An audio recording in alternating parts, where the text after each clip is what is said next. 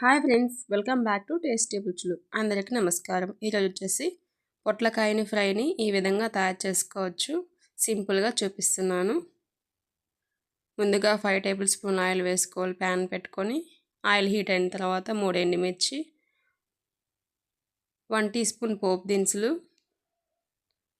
అలాగే దంచిన వెల్లుల్లి 5 రెబ్బలు ఈ విధంగా ఫ్రై చేసుకున్న తర్వాత ఒక మీడియం సైజు ఆనియన్ ముక్కలు ఈ విధంగా కట్ చేసుకొని వేసుకోవాలి.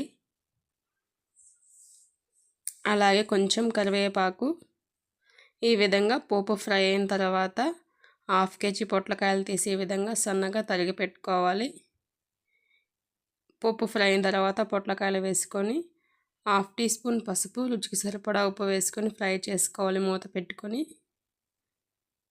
మధ్య మధ్యలో కలుపుతూ అడుగంటకుండా ఈ విధంగా ఫ్రై చేసుకోవాలి. ఈ విధంగా ఫ్రై అయిన తర్వాత 2 టేబుల్ స్పూన్ల కారం వేసుకొని దించుకోవటమేనండి. అంతే సింపుల్గా ఈజీగా పొట్లకాయ ఫ్రై రెడీ అండి. నా ఛానల్ ఎవరైనా మొదటిసారి చూస్తున్నట్లయితే ప్లీజ్ సపోర్ట్ చేసి సబ్స్క్రైబ్ చేసుకోండి. Thank you for watching tasty అభిరుచులు. ఎంతో సింపుల్గా ఇంట్లోనే ఈజీగా ఈ విధంగా తయారు చేసుకోవచ్చు.